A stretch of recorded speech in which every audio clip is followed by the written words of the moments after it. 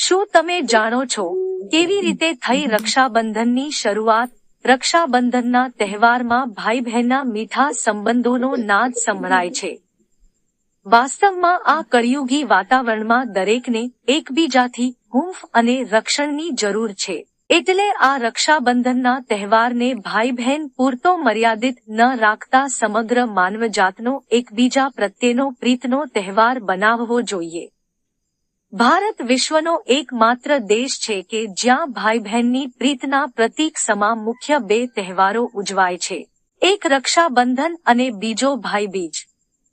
શ્રાવણ માસની પૂર્ણિમાએ આવતો રક્ષાબંધનનો તહેવાર અનેરું મહત્વ ધરાવે છે.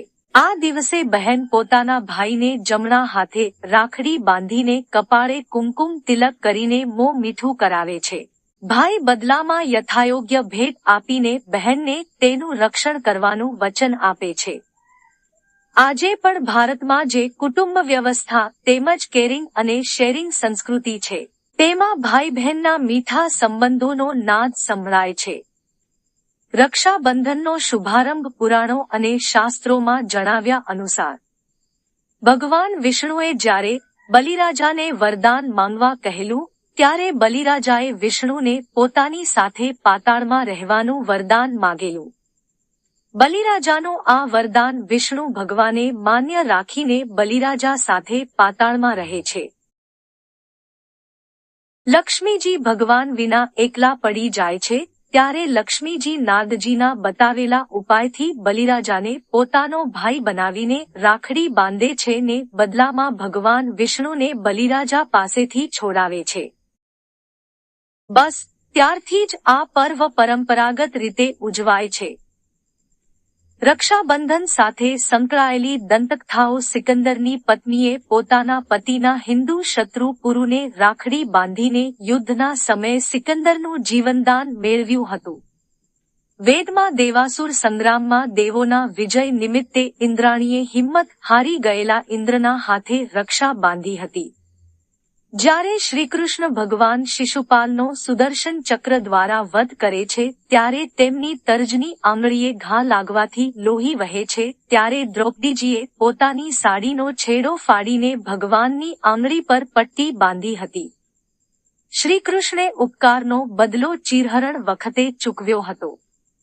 આમ એકબીજાની રક્ષા અને મદદની ભાવના આ પર્વમાં સમાયેલી છે. રક્ષાબંધનના ઉત્સવના હાર્દને સમજીએ. રક્ષાબંધનનું આ પર્વ ઉજવતા પહેલા એના હાર્દને સમજવું અતિ આવશ્યક છે. રક્ષાબંધન શબ્દમાં મુખ્ય બે શબ્દો આવેલા છે, એક રક્ષા અને બીજો બંધન. રક્ષાનો અર્થ રક્ષણ કરવું એવો થાય. રક્ષાબંધનને દિવસે ભાઈ બહેન પાસે રાખડી બંધાવી બહેનની રક્ષા કરવાનું વચન આપે છે. પરંતુ શું માત્ર બહેનને જ રક્ષણની જરૂર છે, ભાઈને નહીં? જો ભાઈ 3 વર્ષનો હોય અને બહેન 15 વર્ષની હોય તો આ નાનો ભાઈ મોટી બહેનની કેવી રીતે રક્ષા કરી શકે?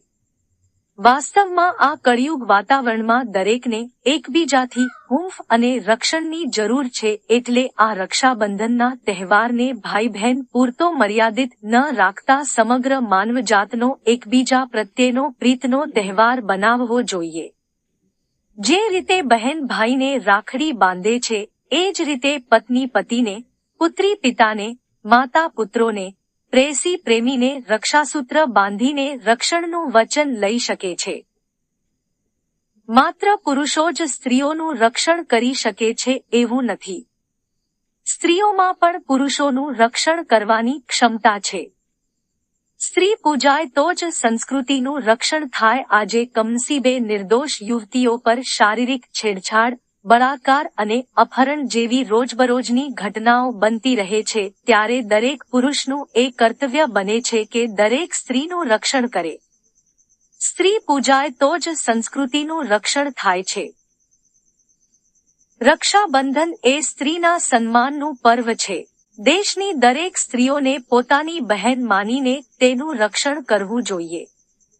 યજ્ઞોપવીત બદલવાનું પર્વ. બ્રાહ્મણો આ દિવસે શુભ મુહૂર્તમાં નદી, સરોવર, જળાશય કે તીર્થક્ષેત્રના સાનિધ્યમાં વેદોક્ત મંત્રોચ્ચાર સહિત નૂતન યજ્ઞોપવીત ધારણ કરતા બ્રહ્મા, વિષ્ણુ અને મહેશ એમ 3 મુખ્ય અધિષ્ઠાતા પરમાત્માના સ્મરણ સમન્વિત ગણપતિ પૂજન કરી યજ્ઞોપવીતના 9 તંતુઓના 9 અધિષ્ઠાતા દેવોનું આવાહન કરી યજ્ઞોપવીત સૂર્યનારાયણને બતાવી તેને પોતાના કરસંપુટમાં રાખી 10 વાર ગાયત્રી મંત્ર ભણીને તેને અભિમંત્રિત કરી વિધિપૂર્વક મંત્ર ભણી પોતાના ડાબા ખભા ઉપર જનોઈ ધારણ કરે છે અને જૂની યજ્ઞોપવીતને જળમાં પધરાવે છે. જનોઈ માનવને નમ્ર બનાવવાનો પાઠ શીખવે છે. જનોઈમાં ભગવાન આપણી પડખે છે.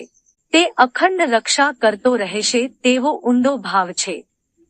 જનોઈ એ પણ એક રક્ષાનું ભાવાત્મક પ્રતીક છે. જનોઈ એ 9 તંતુઓને 3 વારમાં ગૂંથીને બનાવવામાં આવી છે. તેથી તેને ત્રિસૂત્રી કહેવામાં આવે છે. આ સૂત્રો ઋગ્વેદ, યજુર્વેદ અને સામવેદના પ્રતીક સમાન છે. આ બ્રહ્મગાંઠની અંદર બ્રહ્મા, વિષ્ણુ, મહેશ શક્તિ સ્વરૂપના જ્ઞાનના તેજ સ્વરૂપ ધારણ કરે છે. સાગર પૂજનનું મહત્વ પશ્ચિમ ભારતના સમુદ્રતીય પ્રદેશોમાં આ પર્વ નાળિયેરી પૂર્ણિમાના સ્વરૂપે મનાવવામાં આવે છે. આ દિવસે સાગર સાથે જોડાયેલા માછીમારો, વેપારીઓ, ખારવાઓ તથા લોહાણા પરિવાર દરિયાલાલને પોતાના દેવ માનીને વિધિવત વાજતે ગાજતે એક નાળિયેર જળના દેવને અર્પણ કરે છે. સમુદ્રદેવ પોતાના ભક્તોનું રક્ષણ કરે અને ક્યારેય પોતાના પર કોપાયમાન ન થાય તેવી ભાવના વ્યક્ત કરાય છે. 3 તહેવારોના એક જ દિવસે થતા આ ત્રિવેણી સંગમને પાપનાશક, પુણ્યદાયક અને વિષ્તોડક તરીકે નવાજવામાં આવે છે. રક્ષાબંધનનું મહાત્મ્ય આ દિવસે સ્નાનાદિથી નિવૃત્ત થઈને બહેનો પૂજાની થાળી સજાવે છે. થાળીમાં કુમકુમ, અક્ષત, હળદર, દીવો, ફૂલ, મીઠાઈ, પૈસા અને આરતી હોય છે.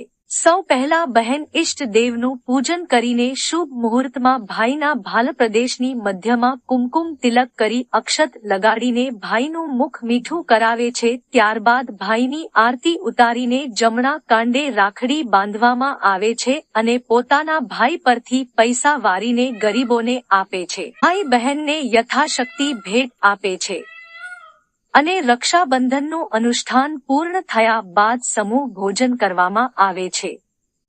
તો આ વિડિયો તમને પસંદ આવ્યો હોય તો વિડિયોને લાઈક કરો, શેર કરો અને સબસ્ક્રાઇબ કરો.